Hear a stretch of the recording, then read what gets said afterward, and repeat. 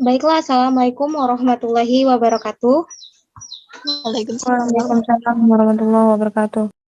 Selamat pagi dan salam sejahtera bagi kita semua. Yang saya hormati dosen pengampu mata kuliah pengantar kurikulum, Ibu Ratna Farwati MPD, dan teman-teman semua yang saya banggakan. Di sini kami akan mempresentasikan mengenai komponen-komponen dari kurikulum 2013.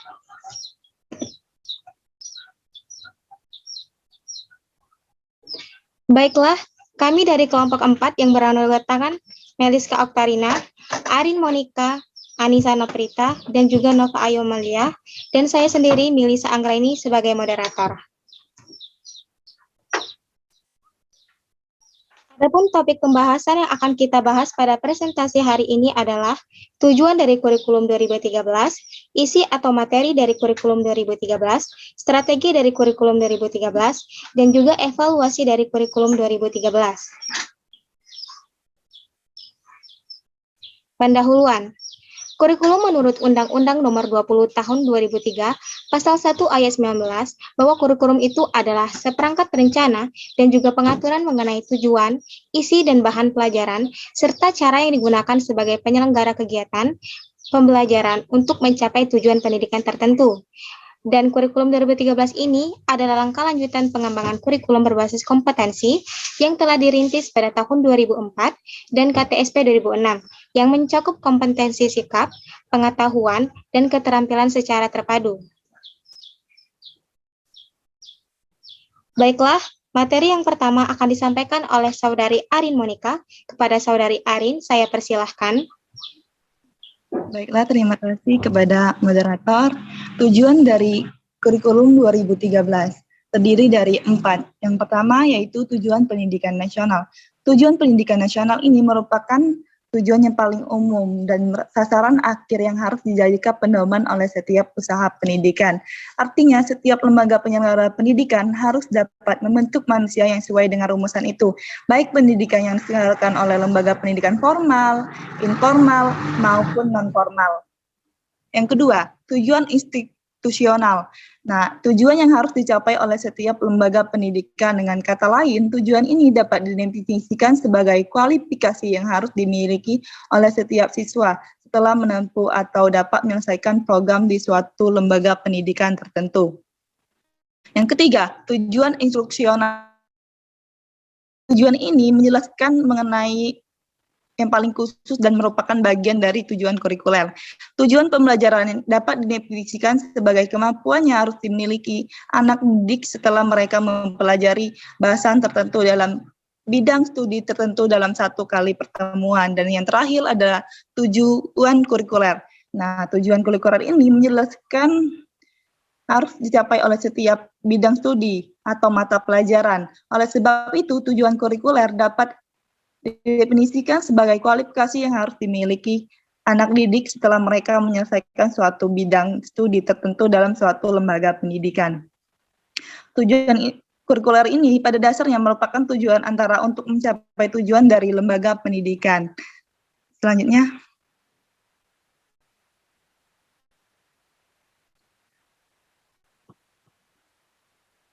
tujuan kurikulum 2013 diterapkan oleh Kemendikbud tertuang pada Permendikbud No. 69 tahun 2013 tentang kerangka dasar dan struktur kurikulum sekolah menengah atas atau madrasah aliyah yang berbunyi, tujuan kurikulum 2013 adalah mempersiapkan manusia Indonesia agar memiliki kemampuan hidup sebagai pribadi dan warga negara yang beriman, produktif, kreatif, inovatif, dan afektif, serta mampu berkontribusi pada kehidupan bermasyarakat, berbangsa, dan bernegara. Selanjutnya.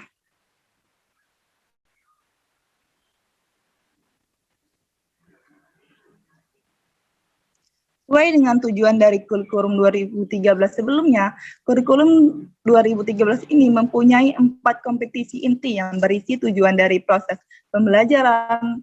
Rumusan kompetisi inti tersebut tertuang pada Permendikbud No. 69 tahun 2013 tentang kerangka dasar dan struktur kurikulum sekolah menengah atas dan madrasah aliyah.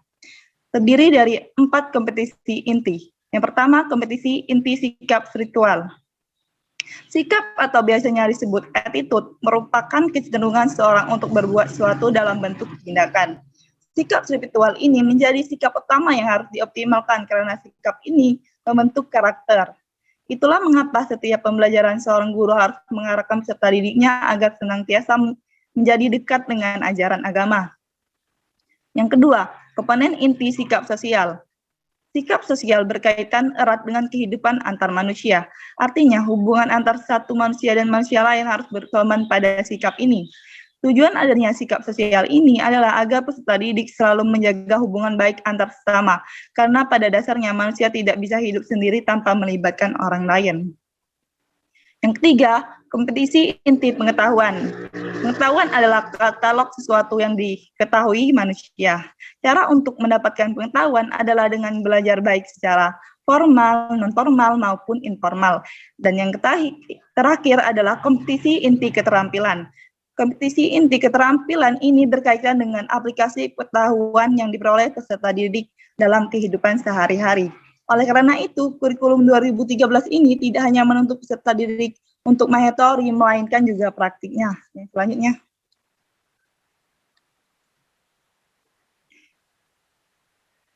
Isi atau materi dari kurikulum 2013.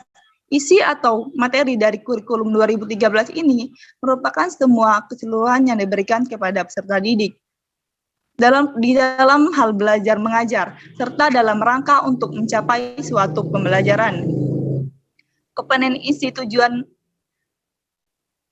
materi atau isi materi dari kurikulum 2013 ini meliputi segala hal yang akan diterima oleh peserta didik, dimulai dari proses belajar mengajar yang diikuti dan juga mulai dari jenis mata pelajaran yang akan dipelajari, hingga program dari masing-masing pelajaran tersebut. Selanjutnya, kembali ke moderator. Baik, terima kasih kepada Saudari Arin. Baiklah, materi kedua akan disampaikan oleh Saudari Meliska Oktarina. Kepada Saudari Meliska, saya persilahkan.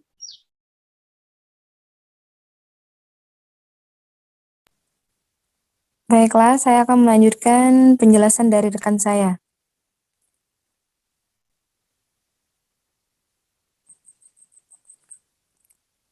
Kriteria yang dapat membantu perancangan kurikulum dalam mencantumkan isi kurikulum.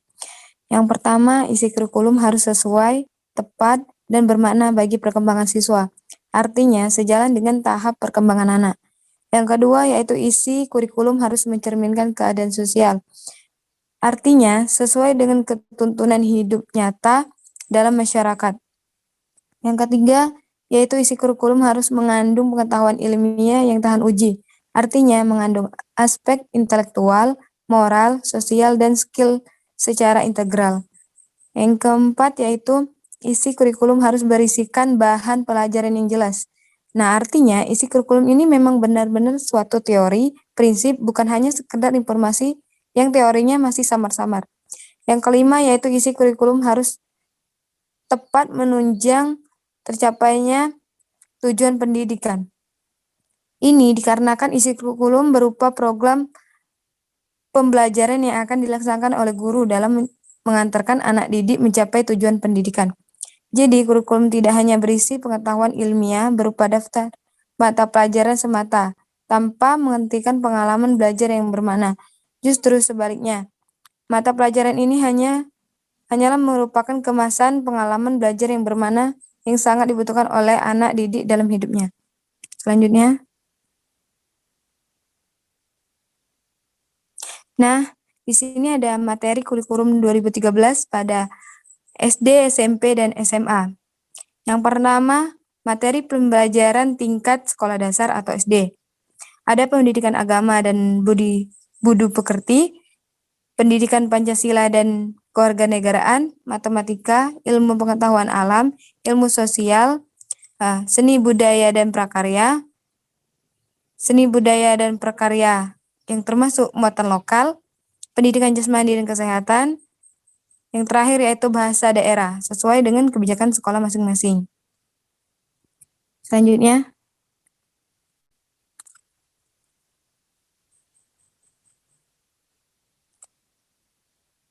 Materi pembelajaran tingkat sekolah menengah pertama. Di sini ada 2 kelompok. Kelompok 1, pendidikan agama yang budi pekerti, pendidikan Pancasila dan kewarganegaraan, matematika, bahasa Indonesia, ilmu pengetahuan alam, ilmu pengetahuan sosial, bahasa Inggris. Yang kelompok kedua, seni budaya, seperti seni rupa, seni musik, seni tari, dan teater. Pendidikan jasmani dan kesehatan, prakarya dan kewirausahaan seperti rekayasa, kerajinan, budidaya, dan pengolahan.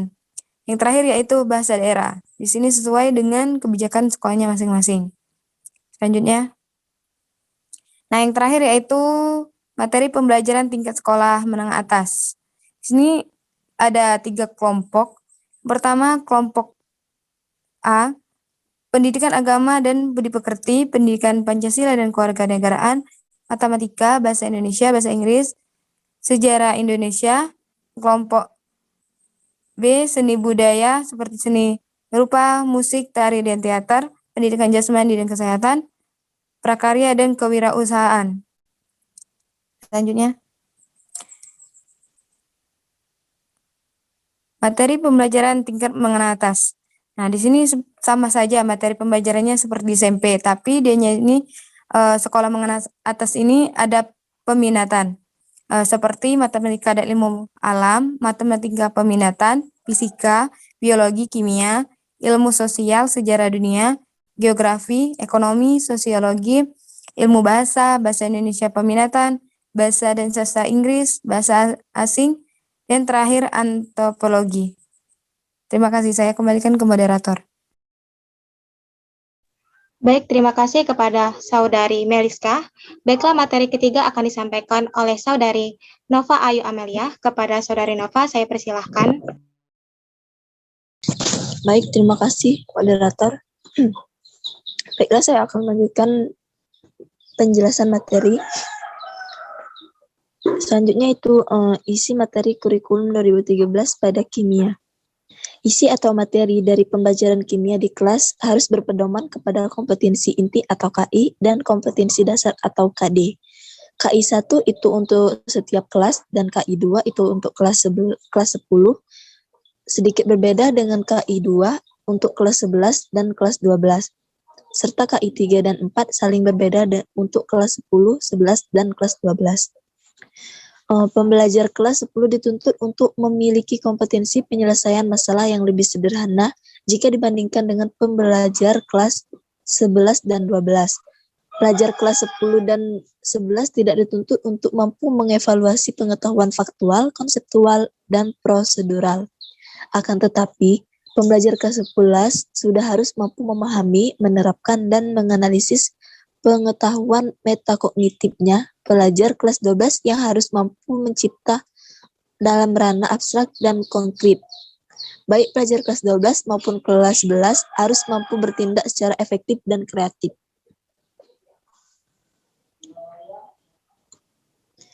Selanjutnya itu ada strategi pembelajaran kurikulum 2013. Adapun strategi pembelajaran dari kurikulum 2013 ini diwujudkan dengan melalui proses mengamati, menanya, mengumpulkan informasi, mengasosiasikan informasi, dan mengkomunikasikan hasil. Selanjutnya itu dalam kegiatan mengkomunikasikan hasil, peserta didik itu menceritakan apa yang ditemukan dalam kegiatan mencari informasi dan mengasosiasikan dan pengetahuan pola. Selanjutnya, hasil tersebut disampaikan di kelas dan dinilai oleh guru sebagai hasil belajar didik dan kelompok peserta didik tersebut. Yang terakhir itu dalam belajar kurikulum 2013, peserta didik dikondisikan untuk selalu aktif.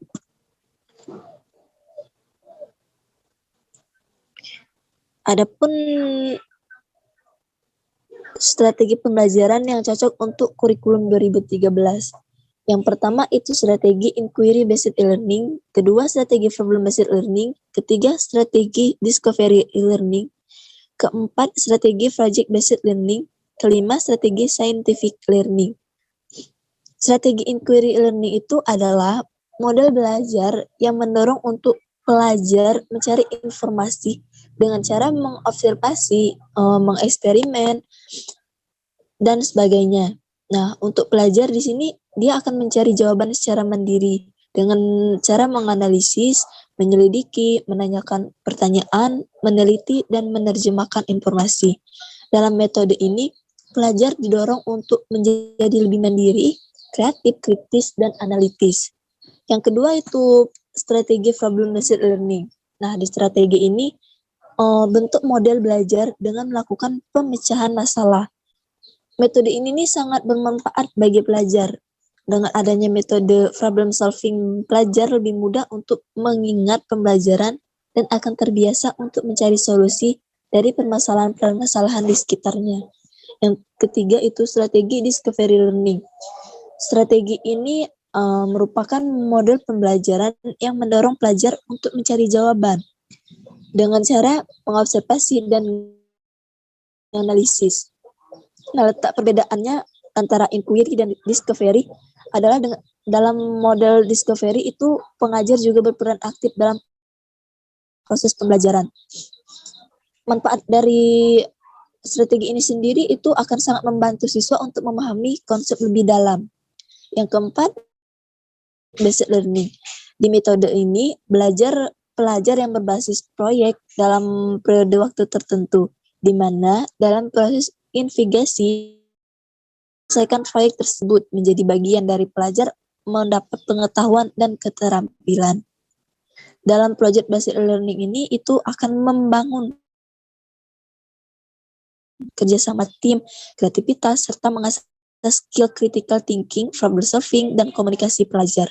Yang terakhir itu ada strategi scientific learning. Pada strategi ini, model pembelajaran yang menggunakan kaidah-kaidah keilmuan yang memuat kerangkaian aktivitas pengumpulan data melalui observasi, menanya, eksperimen, atau mengelola informasi dari data, kemudian mengkomunikasikan data tersebut. Lanjut.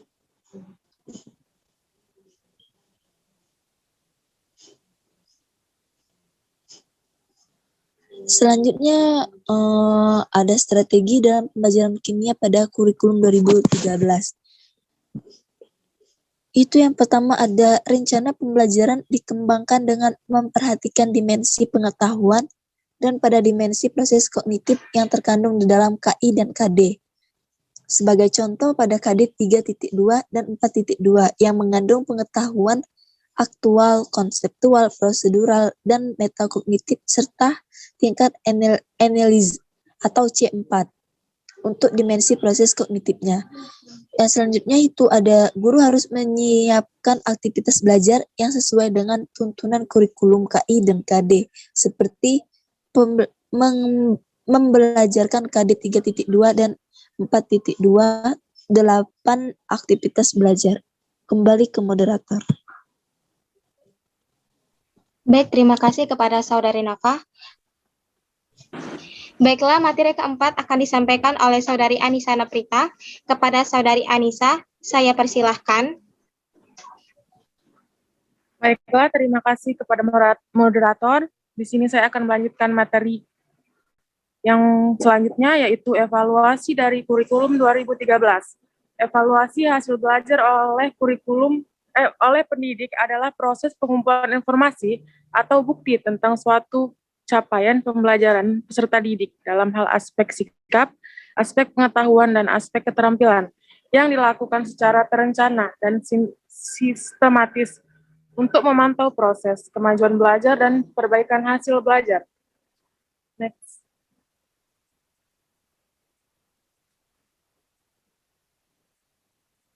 Evaluasi dari kurikulum 2013. Kurikulum 2013 mempersyaratkan dua penggunaan penilaian, yaitu yang pertama, penilaian autentik.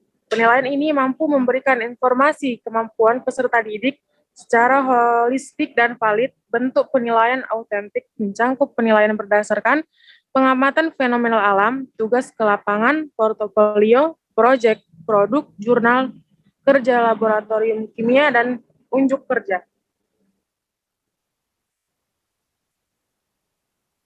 Yang kedua, ada penilaian non-autentik.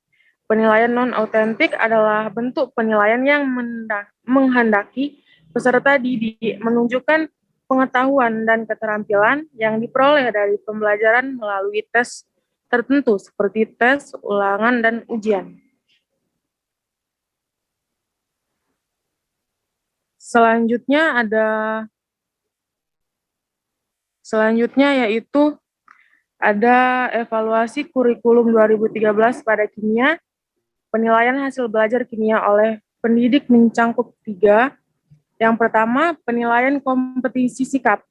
Penilaian ini dilakukan melalui pengamatan sebagai sumber informasi utama, sedangkan penilaian melalui penilaian diri dan penilaian antar teman digunakan sebagai informasi pendukung.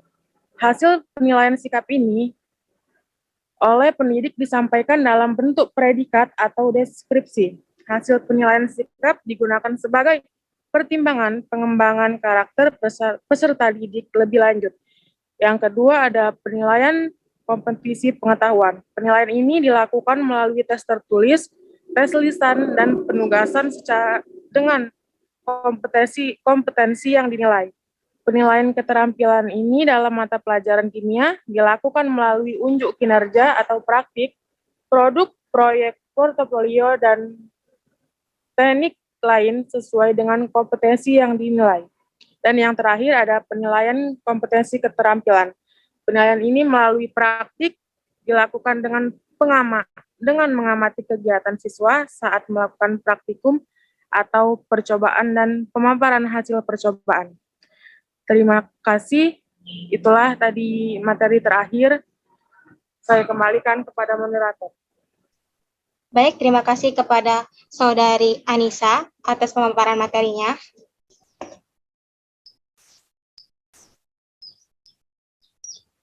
Jadi dari materi yang telah kami presentasikan tadi, dapat disimpulkan bahwa kurikulum 2013 adalah langkah lanjutan pengembangan kurikulum berbasis kompetensi yang telah dirintis pada tahun 2004 dan KTSP 2006 yang mencakup kompetensi sikap, pengetahuan, dan keterampilan secara terpadu. Lalu tujuan dari kurikulum 2013 ini yakni untuk mempersiapkan manusia Indonesia agar memiliki kemampuan hidup sebagai pribadi dan warga negara yang beriman, produktif, kreatif, inovatif, dan afektif, serta mampu berkontribusi pada kehidupan bermasyarakat, berbangsa, bernegara, dan juga peradaban di dunia. Dan strategi pembelajaran dari kurikulum 2013 ini yakni diwujudkan dengan melalui proses mengamati, menanya, mengumpulkan informasi, mengasosiasikan informasi, dan mengkomunikasikan hasil. Lalu isi atau materi dari kurikulum 2013 ini merupakan semua keseluruhan yang diberikan kepada peserta didik di dalam hal kegiatan belajar mengajar, serta dalam rangka untuk mencapai suatu tujuan dalam pembelajaran. Dan terakhir itu ialah evaluasi dari kurikulum 2013 ini itu dibagi menjadi 2 bentuk penilaian. Yang pertama itu penilaian autentik dan juga penilaian non-autentik. Baiklah, inilah presentasi dari kelompok 4, pengantar kurikulum. Kami mohon maaf apabila ada salah-salah kata. Kepada Allah kami mohon ampun. Kami akhiri dengan wabillahi taufiq hidayah. Wassalamualaikum warahmatullahi wabarakatuh. Waalaikumsalam warahmatullahi wabarakatuh.